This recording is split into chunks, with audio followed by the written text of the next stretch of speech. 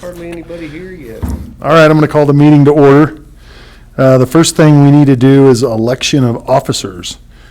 So let me get in here. Mr. President, I nominate Matt Jones for president. Okay. It's been moved and seconded Cease. for Matt Jones to be president. All those in favor say aye. Aye. Opposed? Okay. So that was Curtis and Ryan Ruda. Okay, and then now we need to elect a vice president. Mr. President, I nominate Jill George. Second. You're a good man, Curtis Beeson. Curtis and Ryan. Moved and seconded to nominate Jill George as vice president. All those in favor say aye. Aye. Aye. Opposed? All right. Now do we keep, Any of the agenda Oh. adjustments? okay, yes. So we've got two adjustments to the agenda. In the consent agenda, we have a resignation from Rachel Davis and as student advocate for the middle school. And then we have a resignation from Garrett Kathman as middle school girls basketball. And make sure we say those words. That's why I stopped for a second. And then under consent agenda F, on number 5, mileage reimbursement, we're going to set that at 65.5 per mile, correct? Correct. Okay. What's when a school vehicle is not available? We want people to take a Okay. personal vehicle.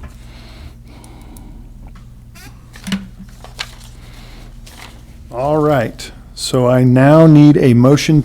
Well, first, let's approve the agenda. So moved. Second. Ryan, Ruda, and Curtis. It's moved and seconded to approve the agenda. All those in favor say aye. Aye. Opposed? All right, now I need a motion to approve the consent agenda. So moved. Second. Curtis and Ryan Shrivogel. Moved and seconded to approve the consent agenda.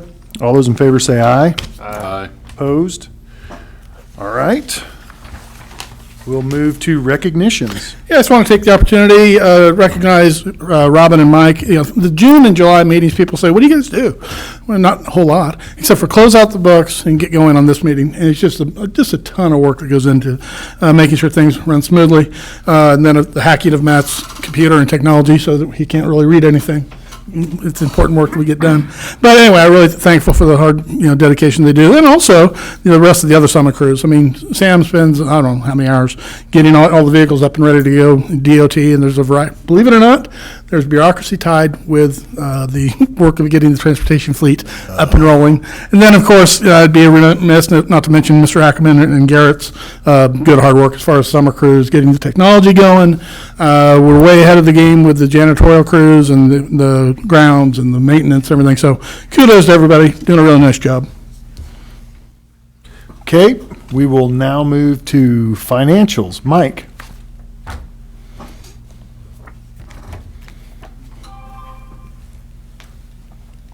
Okay.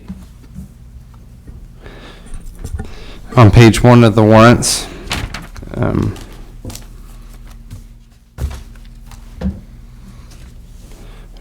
High Plains Co-op state fund money coming through, $120,260.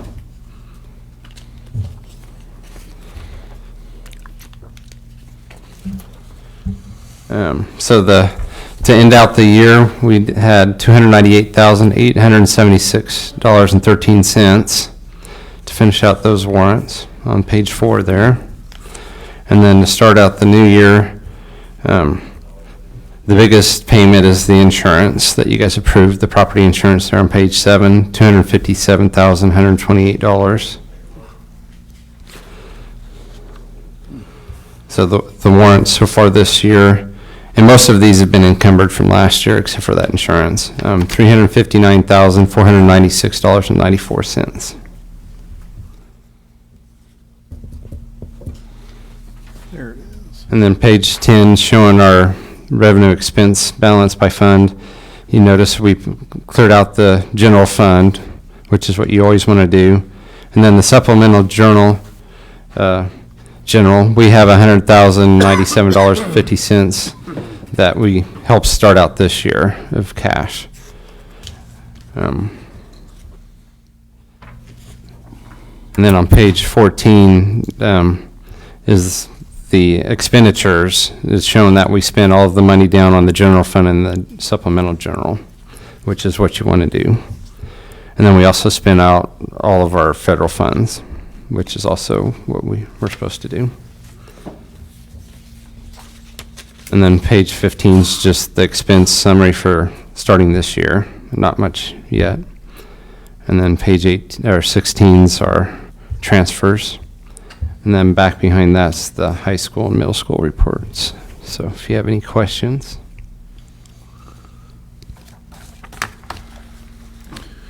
All right. If there are no questions, I'll entertain a motion to approve to close out last year's financials at $298,876.13. So moved. Second. Ryan, Ruda, and Curtis. Moved and seconded to close out last year's financials. All those in favor say aye. Aye. Opposed? Aye. Okay, now I need a motion to approve this month's financials at $359,496.94. So moved. Second. Ryan, Schreiber, and Curtis. Moved and seconded to pay the financials. All those in favor say aye. Aye. Opposed? All right, no public patron concerns, so we'll move on to Dr. Meyer. All right, I got a few things to talk to you about. If you'll recall, about a year ago, the city had approached us about the idea of possibly putting up a display board over here in the land across from El Rancho.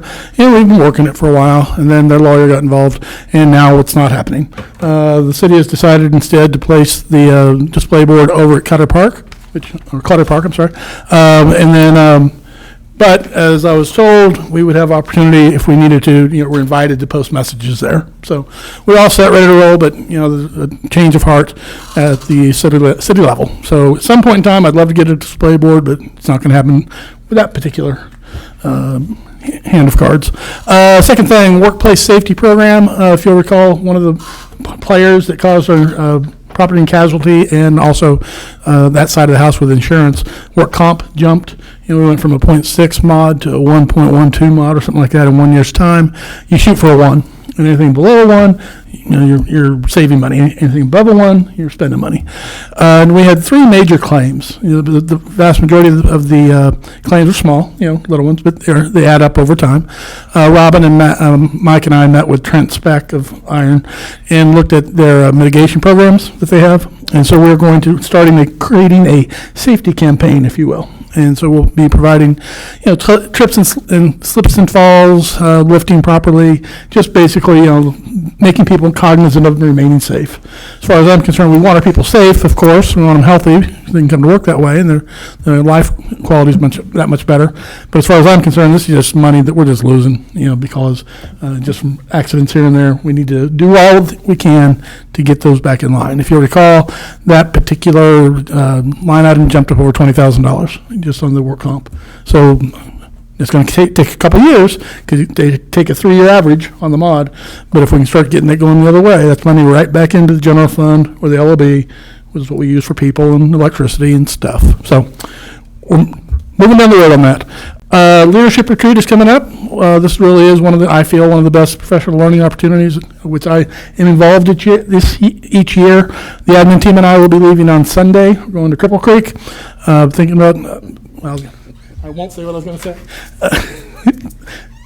Going to Cripple Creek and do some professional learning. I'm working on the agenda as we speak, and it really does focus the administrative efforts for the year.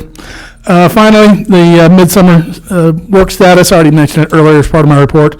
The janitors are way ahead of the schedule with the waxing of the floors and whatnot. The grounds and capital projects are coming along, and we're gearing up for the back to school time. Hard to believe. You figure middle of July middle of the summer, and I consider it the end of summer because school's coming. So, and we're sitting in a good place.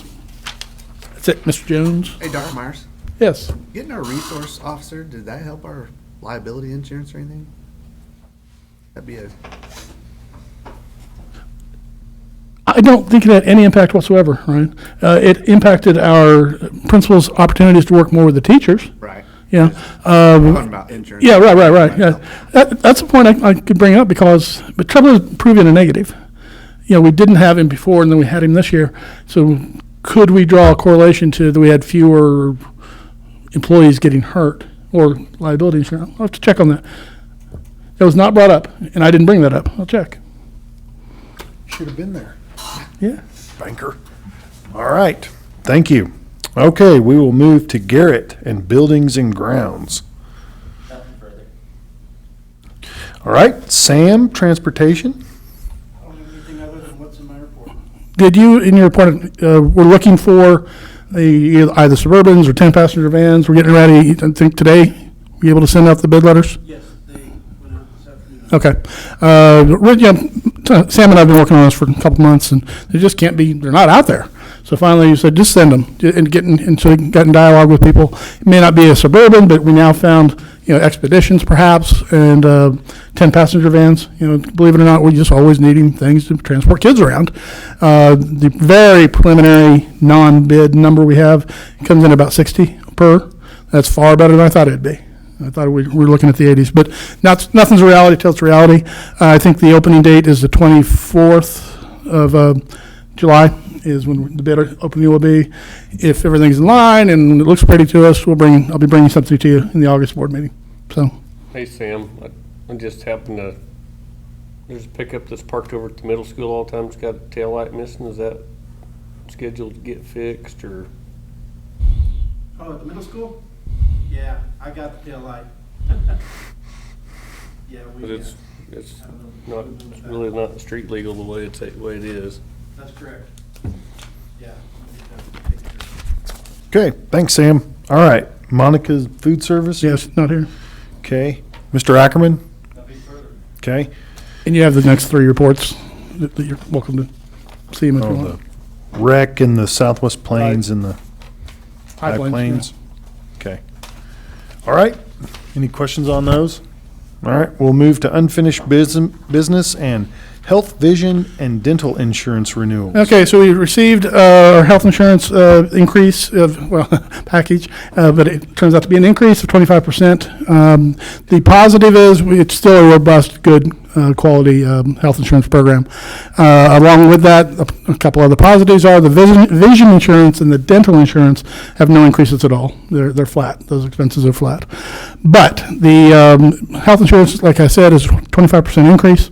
We insisted upon and we received a quad plan, if you will, a 4-quad plan. So we have plans A, B, C, and D, running the gamut from $634.96 a month down to $555.22 a month. And correspondingly, because it's the same coverage, but it's the increase of the deductible amounts that correspond with levels A through D. Okay. Mike and I had engaged with another broker looking to see if maybe we couldn't beat this, and we never heard back. I mean, we worked with him over a series of months, and the drop dead date was last week, and we just never heard anything back. So this is what we have. It's not where we want it to be, but we went from a $506 premium a year ago to now at Plan A, $634. But it's quality insurance, and we want to be able to provide it for our staff. Currently, the board provides $572 per month per employee who takes the insurance to go toward their premium, be it Plan A, B, C, or D, whichever one they might choose. And that's it. So I recommend the board approve the Blue Cross Blue Shield Blue Edge as the health insurance plan, VSP for the vision insurance, and Mutual of Omaha for the dental insurance for the 23-24 school year. So moved. Second. Ryan Schreibogel and Ryan Ruda moved and seconded to approve the Blue Cross Blue Shield Blue Edge as our health insurance plan. All those in favor say aye. Aye. Opposed? All right, we will move to capital projects. Okay, yearly I can talk to you about the various bigger capital projects that we're looking at. We've addressed quite a few through the last my 5 years here.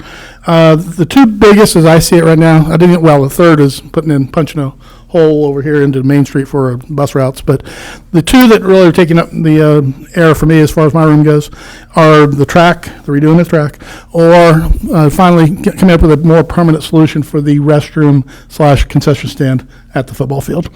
We engaged with 3 different companies on the track itself, and they're all above $1 million. $1 million plus. If you want to go to, there's a fancy system called the post-tension track, which is way, way cool, but it costs even more. Now it's a lifetime fix, I think, because it's not touching the ground. It's separate. It's really cool on these little stanchions where it kind of floats, but that's even more than $1 million. The concession stand, restrooms, in my opinion, are the most dire need of helping in the district. I had a pre-meeting with Mammoth, Topeka, a couple weeks back, and in the $500,000 to $700,000 range, we could take the current one, renovate it, come back with a build to the west, if you will, and come back with a nice facility. Was really surprised when I was dug in deeper with them discussing it. One of my visions is go in, take the current building, turn it all into the concession stand, let's say, and then build restrooms to the left of it, to the west of it. And so you walk into the concession stand. The problem with that is with new energy code regulations, if you have a place where you go into for a concession stand, you have to air condition it or put HVAC to it. Well, that's silly. So we talked all the way through that and came up with another idea of, we'll go west and maybe build an awning out, so have a nice porch area, underneath it. So people, if they want to, sit a little bit, and have their popcorn or hot dog or whatever, there'd be more places to get in line to get your food. But then you can sit out there and can't really see the game from there, but we would not have to air condition and heat that area outside of just, the standing heater type things. So basically what I'm wanting to talk to you about tonight is what direction we want to go. I have a difficulty. We're in the position where we can continue to patch the track together for a few years. It's not seizing on us. It's not going to get better by itself, but it's not a danger at this point. At some point, the fix is going to be tearing that puppy all the way down. And I'm talking pull the whole thing out, its foundation work. That's where the cost is. While you're contemplating that, we start the discussion. I do want to mention that the bleacher project is underway as we speak. So they're in the process of actually replacing bleachers at this point, right, Garrett? Yeah, and it's supposed to be done this week, I believe, in the very near future. So that's good. That's a safety factor. So I would kind of like to come out of this. I've got a July 31 meeting set up with Mammoth, just a touch point to where they'll give me more specifics on whether we want to go down the line of the concession stand or if we want to go down the line of the track. I will let you know we have the cash to do either one of these. We could do them. It's just the deeper you go, the less cash you have. If we maintain our current plan for millage and whatnot, we'll generate $950,000 or something like that in capital outlay this coming year. So it won't completely pay for a track, but it would completely pay for the building plus, put a little away. Fully well knowing we'll have another, who knows, $200,000, $300,000 worth of expenses just because Garrett likes to spend money. HVAC, just things, It's Sam and his vehicles, and they cost money. So what is the pleasure of the board, Mr. President? So is Mammoth doing the architect part of this and everything? Yeah, they're a design build company. And if we were to use them or that group that I've engaged with out of Hutch, So if they're the design build, how do we do the fair bidding? well, That part of by it. being a design bid and they're part of a purchasing co-op, that mitigates that. It's supposed to address that. Now, we could choose to go a different way, engage with an architect, and then go down that path, because you have to get the stamped plans, obviously, and that's where the architect comes into play.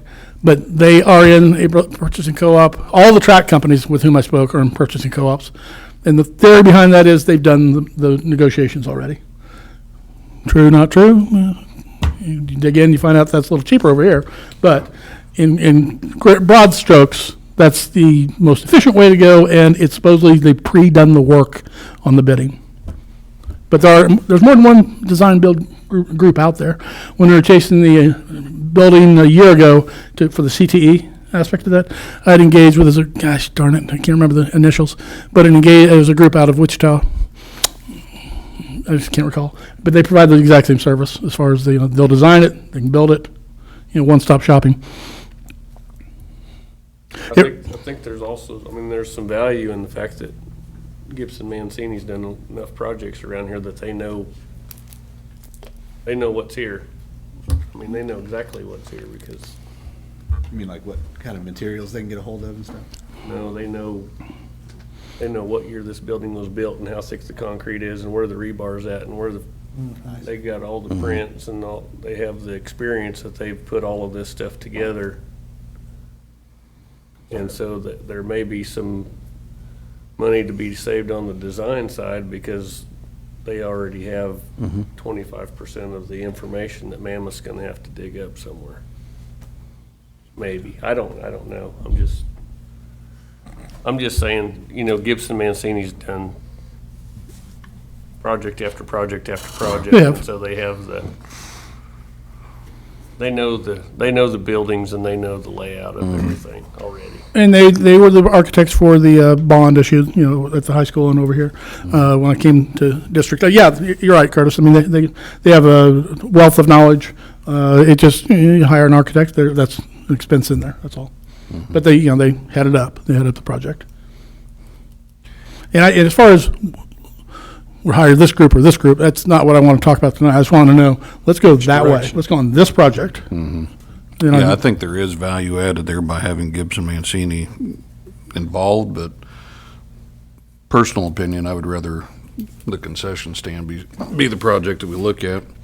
There is another group, I'll give you the name of there, that I would ask you to look into on the track. We just ran across them on a couple projects at the college and have saved quite a bit on them, so Okay. I'll give you their name here after the meeting.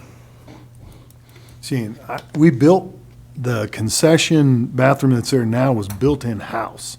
So there's surely we had to have an architect of some, Unless it was grandfathered in. my favorite. I don't know. I know that Richard Bennett built it. He built it in-house. I don't know what year that was, but since I've been sitting in the chair, 84, 85? okay, that was before I was sitting in the chair, you have to have stamped plans. For a variety of Right. reasons. And that means an I architect. don't know, Richard could get around stuff too, Yeah, I could. like water usage and. What? Do you know anything about the thing called the inverse square law? It's a physics law. My superintendent, when I first began in my job in Elkhart, said the further you are away from a source of power, the less it has an impact on you. And his statement was, Elkhart's a long way from Topeka. That was my superintendent, not me. Yeah, I kind of lean with Ryan. I think, I got to about get on my knees to order something at a football game. So, and those bathrooms are atrocious. Yeah. They are. Yeah, not a good look for the district. If we get new concession stand, are we gonna have better concession stands? I think, I'm sure that goes right along with it. More groups fighting over who can do it. I do feel the track needs to be addressed, but I think where we can patch it, we can maybe push it off a year. I think the concessions and bathrooms are. Would it be like just a year fix on the track, or would it be Probably two, just to bring more monies into the coffers. I'm assuming, I'm not interested in financing this. I'd rather pay it out. Sometimes it makes sense to finance, it does. But a lease purchase is kind of a nasty word to me, or term. So as to not impact everything, the rest of life, I'd want to wait at least a fiscal year to pull it back in. And if our math is correct about the expense for the investment for a building versus the anticipated revenue this next year, plus the rollout we may get next year, it's more than covered. That is. And then you get a whole nother year of savings. You can come in and do the track. And that other four-letter word, if you're interested in it. maybe by then we'll find some Donors? local donors? But I would say if and or when the track is done, it is the wise move to build the curb so as to later on come back and do that four-letter word if you're interested in that. Because otherwise you got to tear it all out anyway to pour it in. So And whichever direction you guys want to say, well, let's go with it. Yeah, I'm not finished. We're not just going to get in bed with one group and be done. I mean, I'll be calling Kurt or Nemechek over there, talking to him, and just, basically get the best deal we can get. Right. I'm okay with pursuing, moving forward with the concession stand as well. I think there's also some other projects that we need to have on our long-term goal list, like we need more parking at the high school. We need more parking at the elementary school. We need, Something we will do in-house, that area over there that we purchased, or not purchased, I'm sorry, was donated to us. We've got a guy coming and giving us a bid on the concrete to make that a parking spot just to the south of Wiley. And then what we do, this is to help us with the bus flow, if you will. Because then we get all the teachers to park over there. Right. That creates more space for now, does that help with the big event? Not really. It's going to hold, 20 cars maybe, if that. Yeah. you I have mean, those concerts over here Yeah. at So- the old elementary school, and Yeah. people are walking almost from across the railroad tracks to get there, So a spot is right over here in front of our bus barn, where and, the house used to be. right? I mean, that's a logical spot for a big old parking lot to service the elementaries. As far as the high school goes, There's lots of grass at the high Yeah, school. just go that further west, We could quit because watering. that's what we talked about doing with the gym. yeah. Just there to the front, more parking to the west there in that grass. Yeah. Okay. So kind of hearing through consensus, even though there's not a vote involved, unless you want to make it a vote.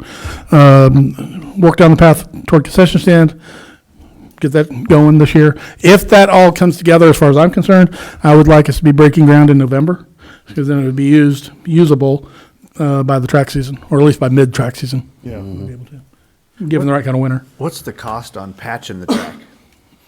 20, the track? Yeah, just the track, It depends on what you're looking at. How much? Yeah, 20 to 50. 20 to 50, okay. Yeah. I know we did, I remember one year it was 60, but Depends on what they find. Yeah, it really does. And what we're looking for is, a crack is one thing. If one seizes up, that's when red flares go out. Yeah. Then it becomes a safety hazard.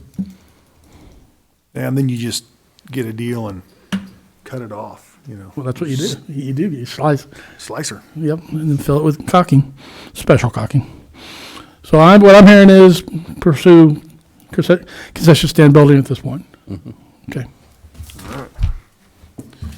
All right, let's move to business software programs. Okay, as you're well aware, there's two aspects of, this is a real simplistic view of this, two major categories of technology infrastructure in any school district. One is the academic side, and then what the teachers use for grade books and what the kids plug into to do the various work. And the other side is the business side. I'm talking tonight about the business side. So this is Mike's work, Robin's work, food service work. It reports to the states and the feds, okay? We've had maps for I don't know how many years. I can't even tell you what MAP stands for, but I think it's on DOS. It's a good old-fashioned program. It's been around ever since I became a superintendent. We had it in Elkhart, we had it in Jeff West, now we have it here. It's good, it's a good program. But the people who host that are unplugging it. They're saying it's going away. Now, come to find out, they are going to Skyward. And so Greenbush is who we buy it through, in their purchasing co-op. They've said, we're not doing this anymore. We're not going to support it anymore. So it's going to be unplugged. I'm sorry, I have it incorrect in your packet. It'll be the beginning of 2025, 2026. It'll be no longer. If we sit here and say, we don't care, we want to use it, it won't exist. It's gone. So we're forced to make an adjustment unless we want to go back to Abacus and Chalk to keep track of things. I think Mike's not very busy. He can spend some time doing that. So we looked into it. I would like to come out of this with those two different systems I told you about. I'd like to merge them. It just makes sense to me to have the business side over here and the student information system side over here, pull it together under one hat, and maybe through bundle purchasing, we can get a better deal. Okay. Well, currently we have MAP for the business side, PowerSchool for the SIS side. So we started there. I started with PowerSchool.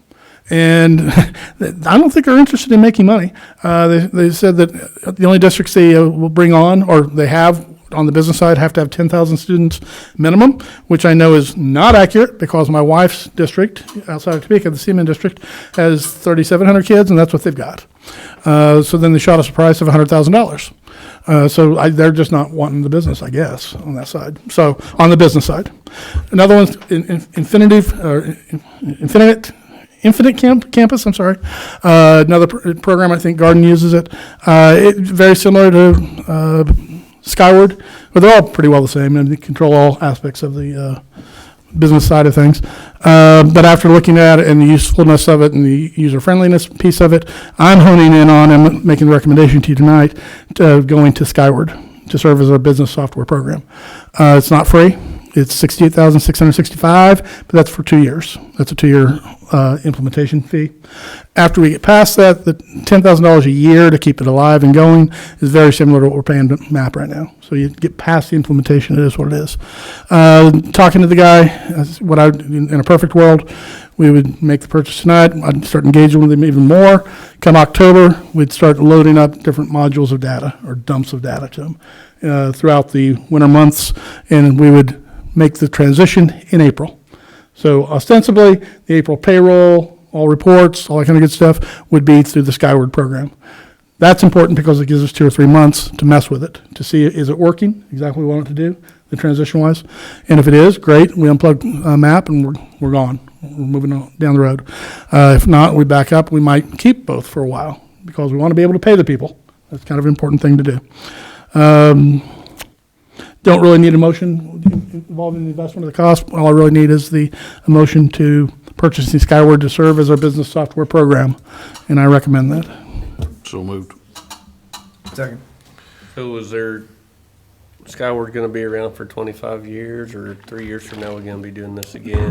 They've been around for many, many years. I don't want to say 1945 because that wouldn't be accurate, but for 30 years.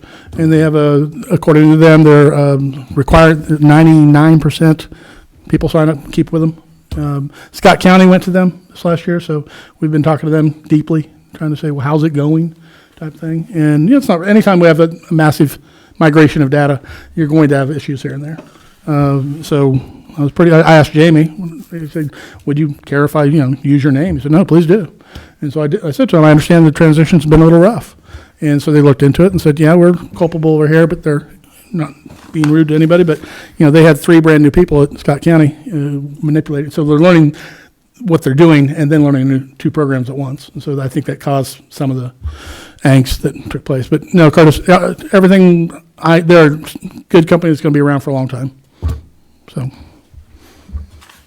Okay, so it's moved by Ryan Ruda and seconded by Ryan Schravo.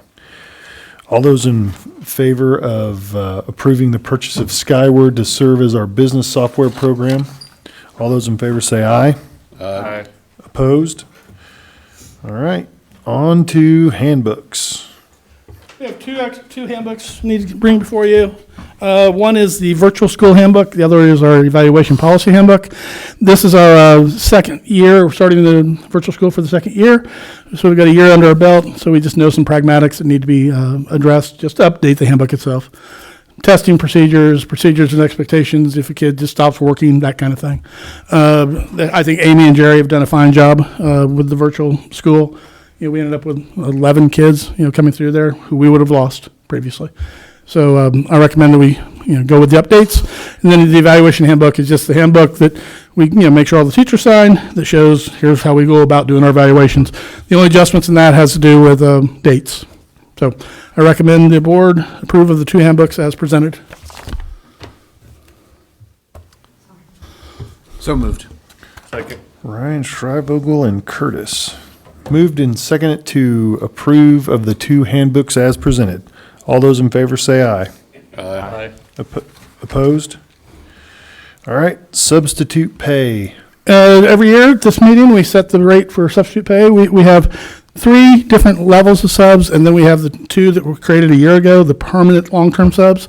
The difference being, whether it be an emergency sub, certified licensed sub, or a long-term sub, those are meant to be, the school year starts, Mike's coming to work, and then something happens, so I sub for him.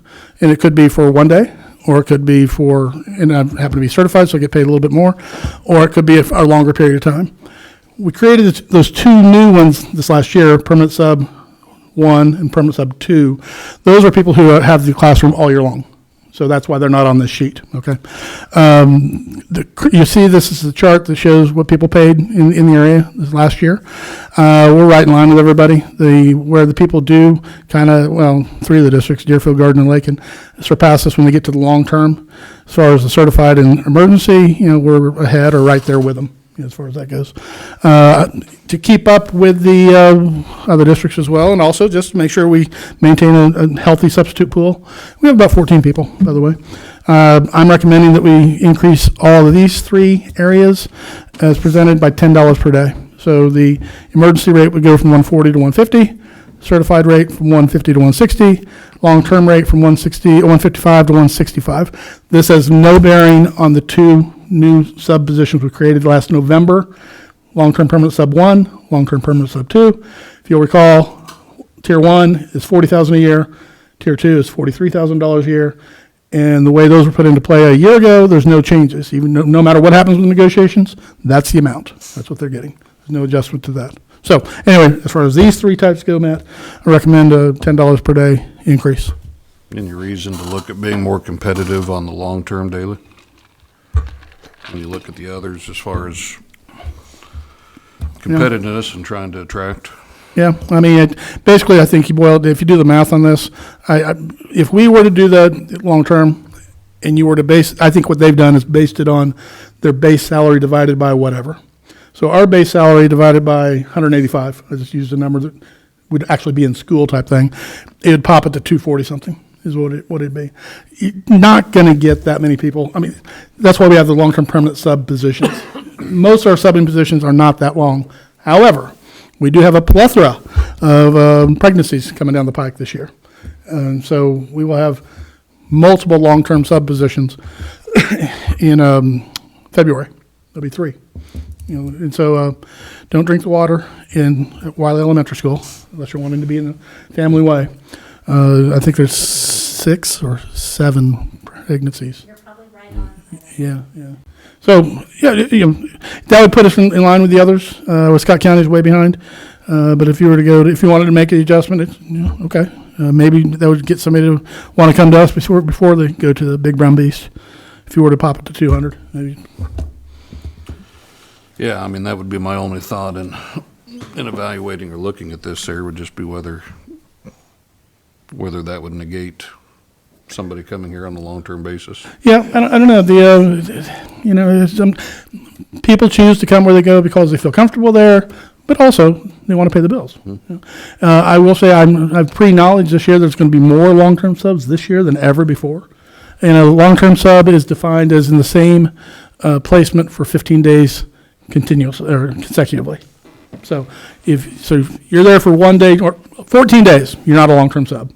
You're there 15 days in the same role, in the same position, you're now a long-term sub. So in that scenario, let's play that out, Ryan.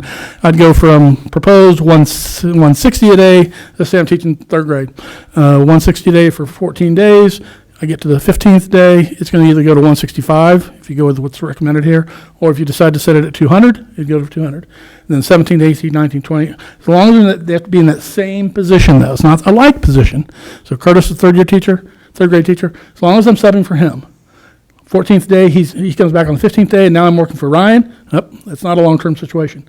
That's 2 different positions. So it resets. Any estimate there, if you were to raise it to 200, what you'd be looking at impact budget-wise, just from historical? We usually, like 2 or 3 times a year, we might have a long-term sub. Yeah, historically, it's just not been that Not big a been that thing. much. But I do predict this year. Yeah, this year it might be. And if there's a time to do it, and we had a healthy rollout, now's the time, with given what I know is coming in long-term leaves at Wiley, if nothing else, but in the entire district,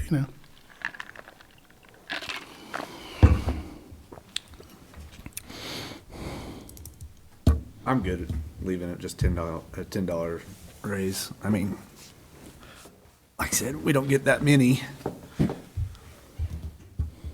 If people are really looking for pay, which I don't think a whole, like you said, they want to pay the bills, but they also want to be comfortable. So, I'd be okay with doing that, just reserve the right to come back there if we see that we're having difficulty filling. Oh, sure. And I will say, and I can't speak to any other district, that's their business, not ours. The board here, if you recall, last year with the retention incentive, gave it to the subs. I don't know if any other district did that. And so we can go out there and say, look, we do care for you. We do want to take care of you. We want you here to be a part of us. And so the board had done that, and I'm assuming if that option comes down the pike again this year, we've got the finances for it, I would probably do the same thing to the subs. And that's whether they were here 1 day or 100 days. That's what was given. So What if we do, the 10 for the emergency, so go to 150 and 160 for, and then if we went to like, say, 175 on a long term? that's fine. Yeah. it's closer to 200. Yeah. I'd be good with that. So just the motion has to go not as presented. I say set the Right. emergency rate at and name those numbers. Right. Yeah, so set the emergency rate at 150, certified rate at 160, and long-term rate at 175.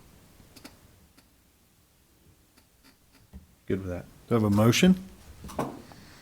So move. Curtis, Second. Ryan Ruda, moved and seconded to increase substitute pay, emergency to the rate of 150 a day, certified rate to 160 a day, and long-term to 175. All those in favor say aye. Aye. Opposed? All right. And we'll keep our eye to this, Ryan. And if it looks like we're having more difficulty than we anticipated, we can always come back. I just don't know. I mean, yes, it's important. People want to pay their bills. But there's a lot to be said, and I feel comfortable coming here. And I like to sub Right. here. I agree with that. Yep. But we'll leave it open to, why not? Okay. All right. New business. ELA Tier 2 and 3 Resource Reading Horizon Elevate. Yep, this is a program, a curriculum program specifically for English language arts secondary students from 6th grade to 12th grade, honing in on the areas of most need, for their work. If you recall, of course, we want all our students to do as well as we possibly can, but there are new levers in place statewide to getting 100% of our students to levels 3 and 4 in 2 areas in particular. One is ELA, the other is math. We're not there, and we have work to do. Next month, I'll be sharing real numbers with you, results from this last year's data from last year's testing. We need something to put in the hand of our teachers. We've got, next year, we've got the secondary interventionist position. Bree Tucker's moving over to that. This would give them even a richer opportunity of materials. It's leveled to learning activities to the kids' needs. So we're really moving down that path even more of individualizing the experience. So rather than everybody reading the same book on Jesse Owens or the same exact version of it, Mike reads this one and then Curtis reads this one, and this one's honed in more so for Curtis's needs versus Mike's needs. Now, it's a very simplistic example I gave. It's much deeper than that as far as getting into phonemes and phonological awareness and things you don't really want to spend time on, I assume. It's also important to know that this particular program is tied to the science of reading, which is, has broken it down and said, here's how you help a kid to read, how you teach them to read. It used to be, not too many years ago, if a kid hit sophomore year and they just didn't know how to read. I was an old English teacher. I taught English for 10 years. I don't know what we're doing. I don't know how to do that. Well, now we're putting in the hands of the people the tools to help the kid truly learn how to read. The exciting thing about this is, Mike and I rewrote our ESSER 3 grant, and we got approved to utilize a pretty good chunk of money for software, and that's what this is. So the purchase, which I'm recommending to you is, for you to purchase the Reading Horizons Elevate, the $68,300 bill. That's a 3-year payment, by the way. It's good for 3 years. That pays for 3 years. That all comes out of ESSER 3 money. So it's in and out the door. And then from there on out, it's like, I think it's $6,000 a year after you get past the 3rd year. So So I recommend the board make the purchase of Reading Horizons Elevate for $68,300 using ESSER 3 funds. So moved. Second. Ryan, Ruda, and Curtis. Moved and seconded to purchase Reading Horizons Elevate with using ESSER 3 funds for $68,300. All those in favor say aye. Aye. Opposed? All right. Resolution to exceed the revenue neutral rate. I don't know if this is my absolute favorite topic in the whole wide world, but it's right there. It's right close to it. This is a legislature working overtime, looking for things to do. A year ago, in my opinion, they put into play that if districts or taxing entities, including yours, Mr. Jones, your watershed group, if your revenue is going to exceed the previous years, then we have to have a hearing, or we have to, first of all, pass a resolution for the intent to exceed the revenue, okay? And then we have to have a hearing, and then it all comes into play. The only positive out of this that I can tell you is it delays the budgeting process by a month. That's it. That's the only positive. To me, it's superfluous, redundant work, because the budget hearing does this.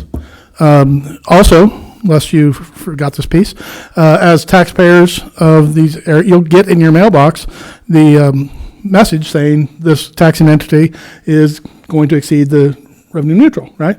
Well, years 1 and 2, the county is paying for that, and this was per legislation. Year 3, we get the honor of paying for it. And so it's not going to break the bank, but that is a mandated expense being foisted upon the taxing entities. So, given in any year that a district has the assessed valuation going up, any given year, the R&R is going to be, we will exceed the R&R. Unless we choose to lower the millage. But wait, there's more. It's the overall millage or the millage in one of 3 specific accounts: general fund, capital outlay, bond and interest, okay? Statutorily, the general fund is set at 20. We cannot change it. There's no way to do it. It cannot be done. The R&R numbers that we've received on them on the general fund for this year, we'd have to drop it to 18 something, or something like that, which we cannot do. So even if the board said, no, okay, we don't want to pass this, you have to. You just have to. And so last year's millage level is 47.235000.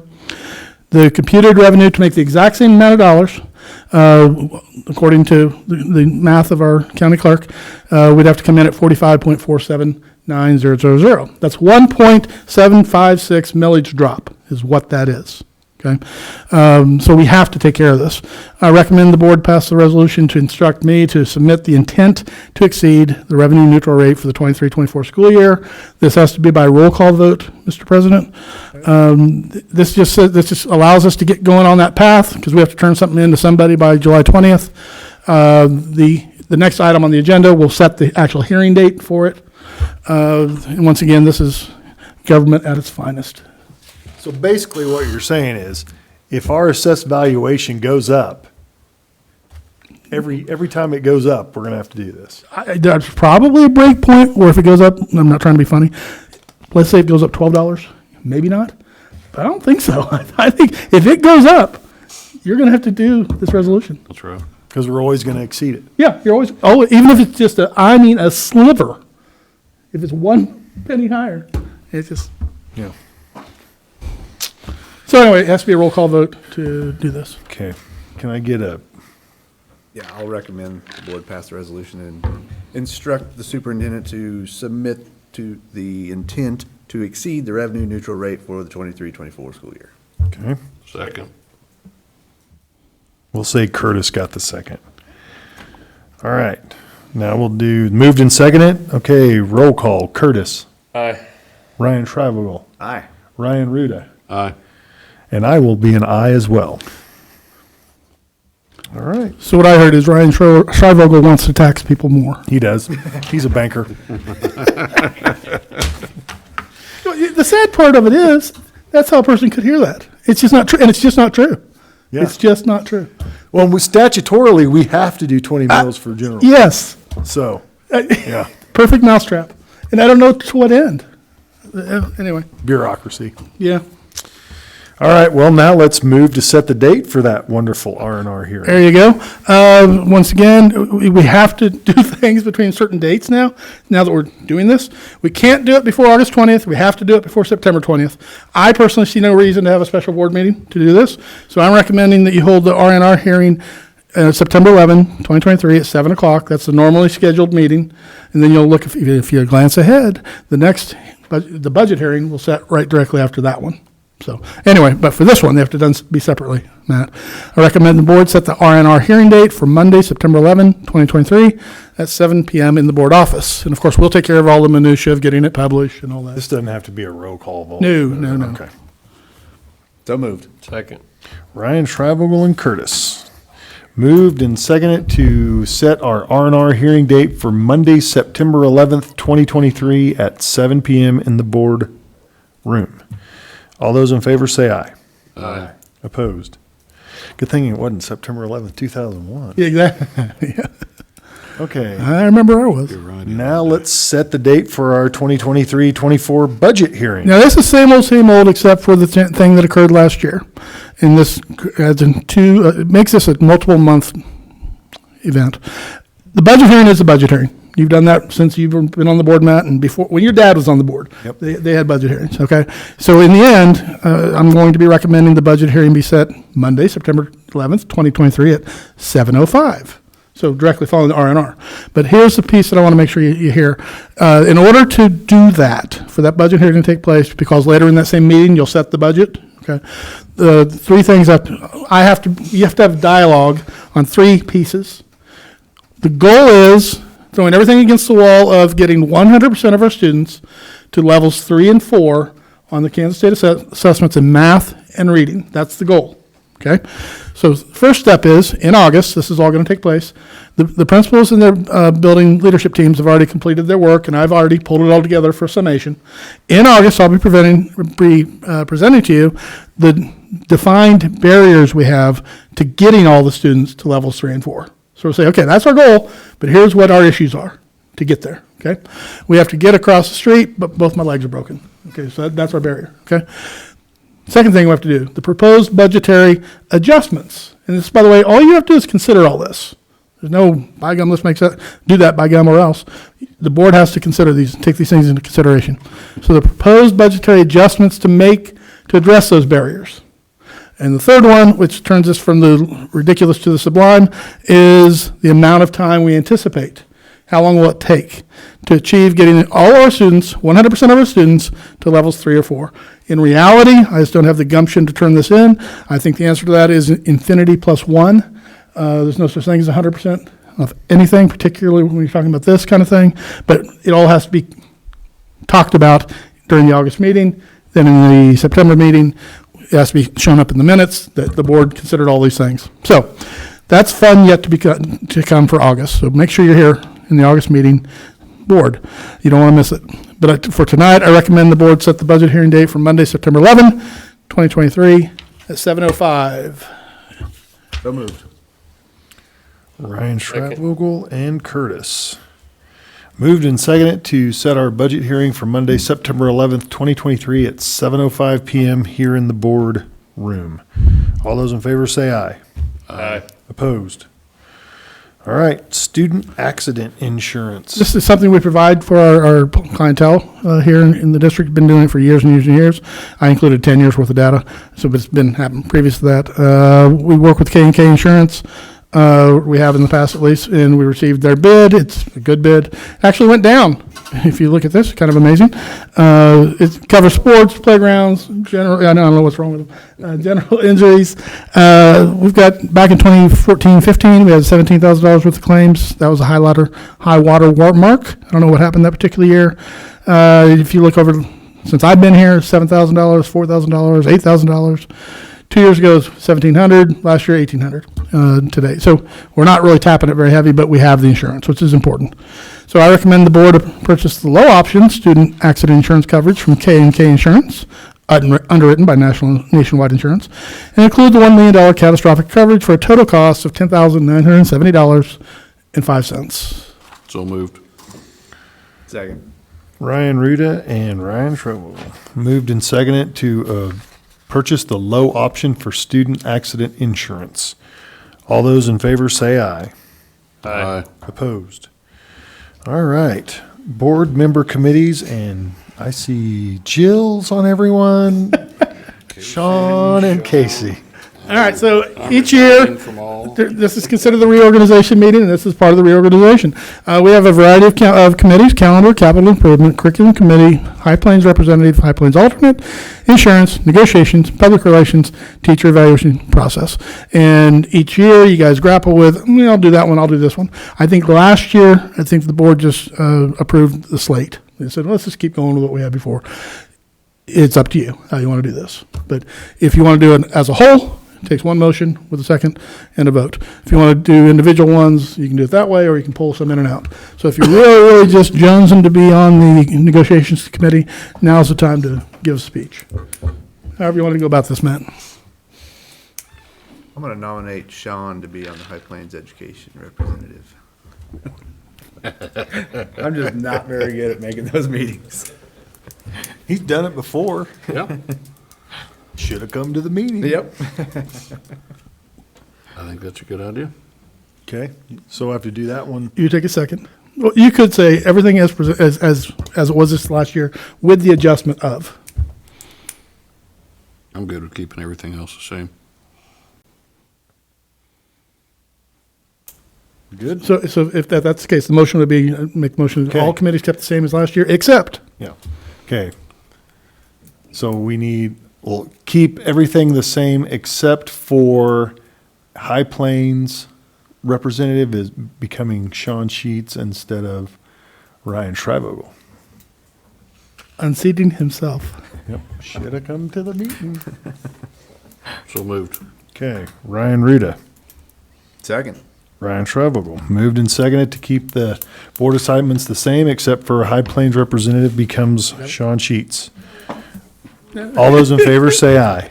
Aye. Opposed?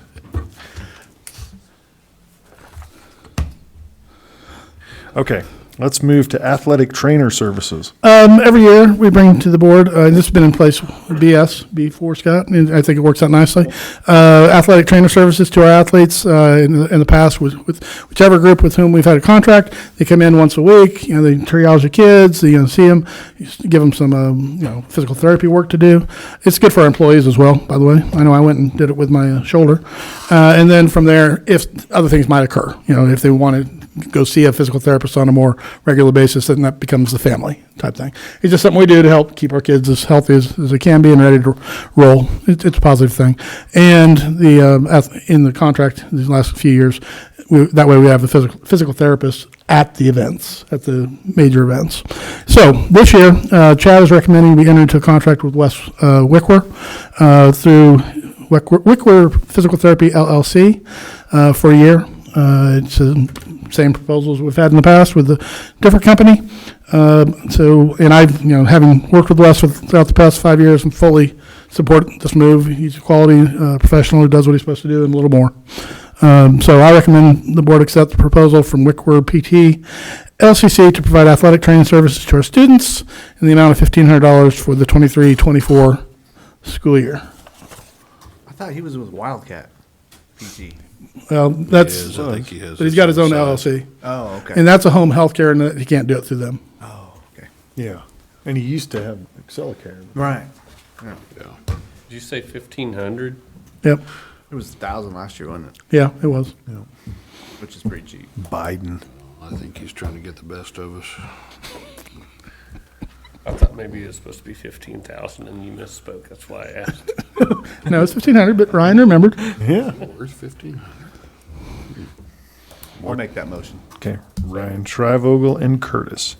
Moved and seconded to go with Wickwar PT LCC as our athletic training for the 2023-24 term at $1,500. All those in favor say aye. Aye. Opposed? All right, KASB policy recommendations. All right, twice a year, the lawyers and policy geeks at the Kansas Association of School Boards send out what they consider to be updates that we ought to consider taking on for a variety of reasons.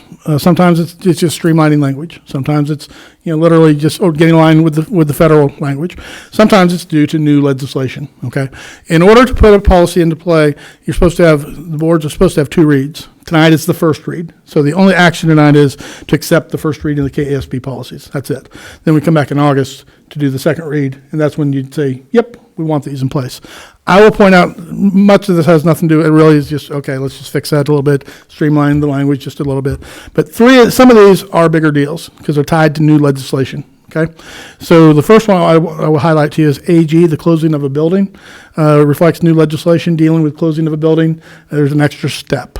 It's mandated, it's law, you have no choice to go around it, but so KASB has responded to say, well, here's a policy that would meet that.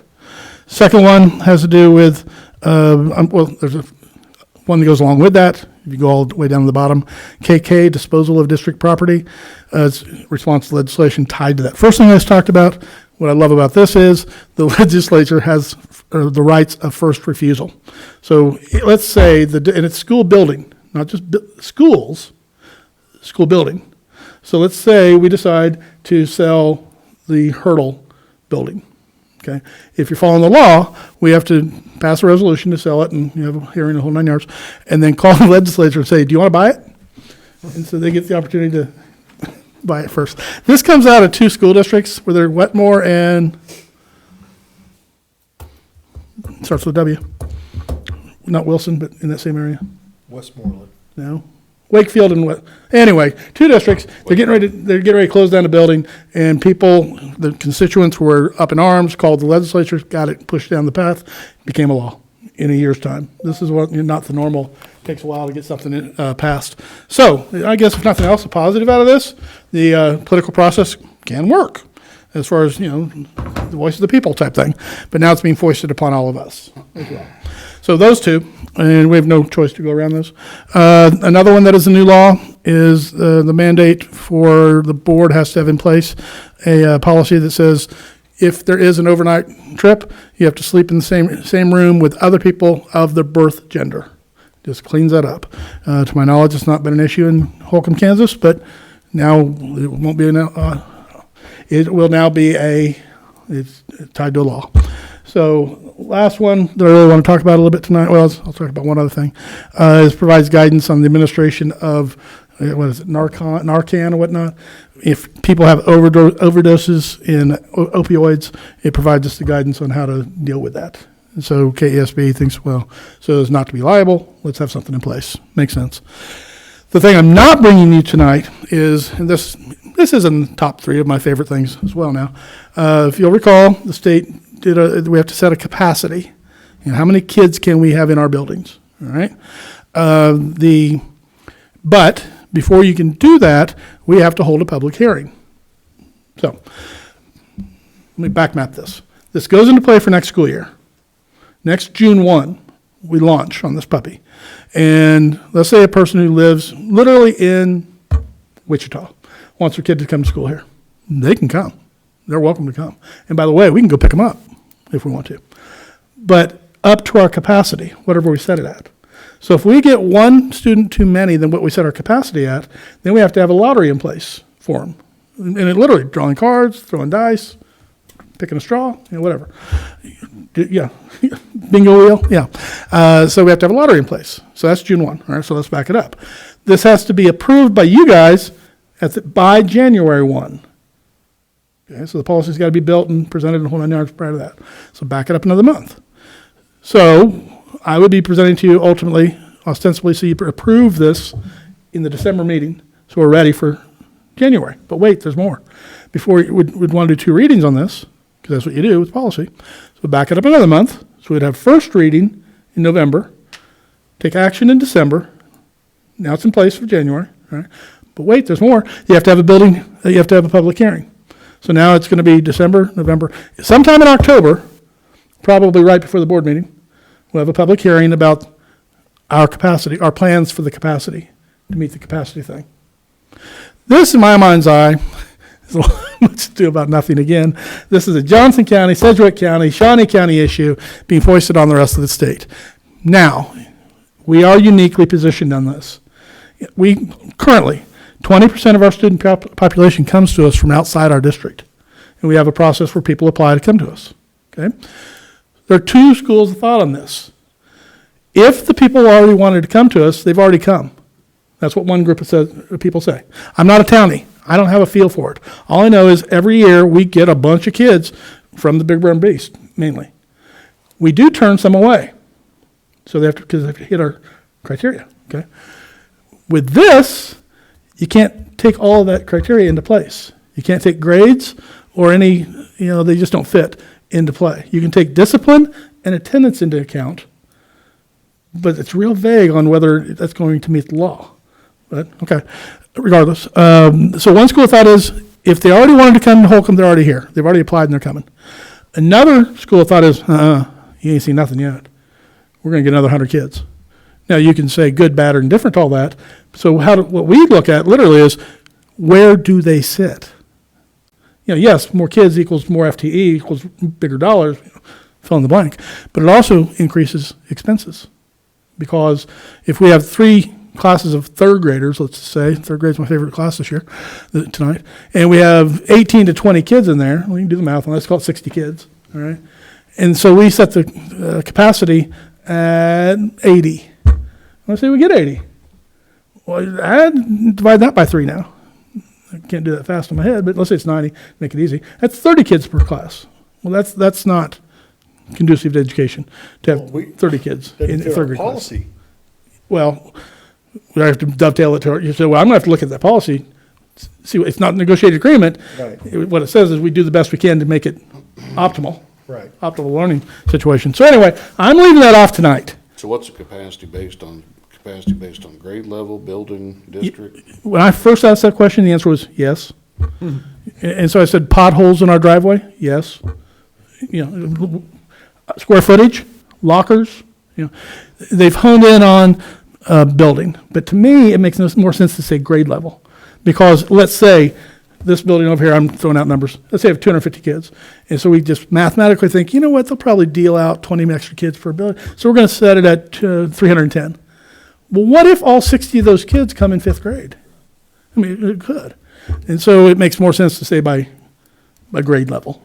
And that's where I'm leading, or where I'm going to be working down that to get there. But yeah, that's could become my favorite thing with which we deal. But for tonight, I recommend accepting the first reading of the policies. So moved. Second.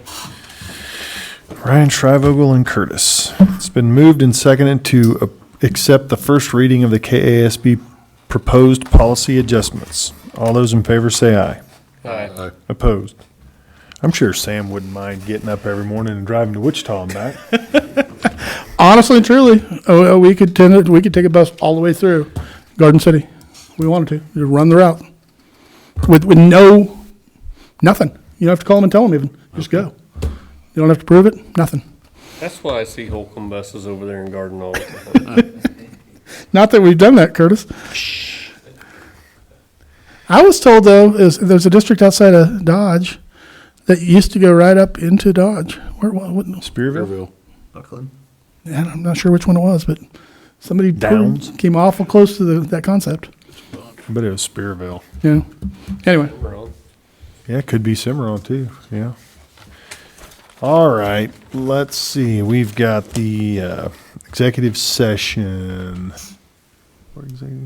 How long you think, Dr. Meyer? 10 minutes? 10 if you guys can be, if you can get to, yes, 10. Just, okay, 10 minutes. And just Dr. Myers. Yep, please.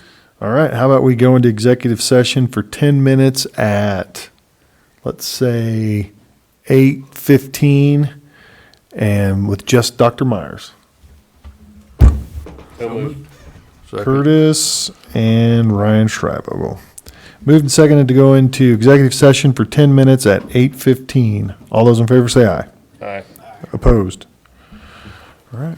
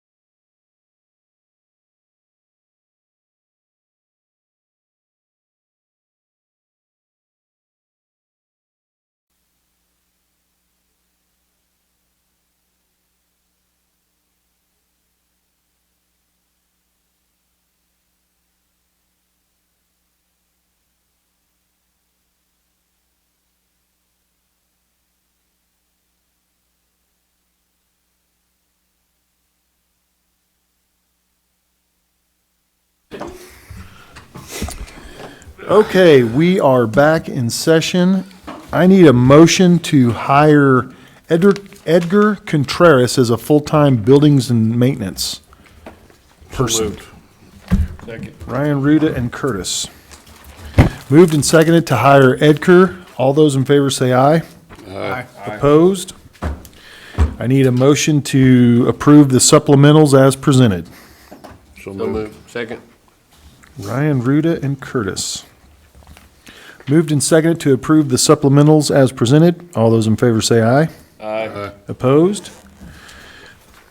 That's it. Need a motion to adjourn. So moved. Second. Curtis and Ryan Schravogel. Got me going there and Moved and seconded to adjourn. All those in favor say aye. Aye. Opposed? Fast.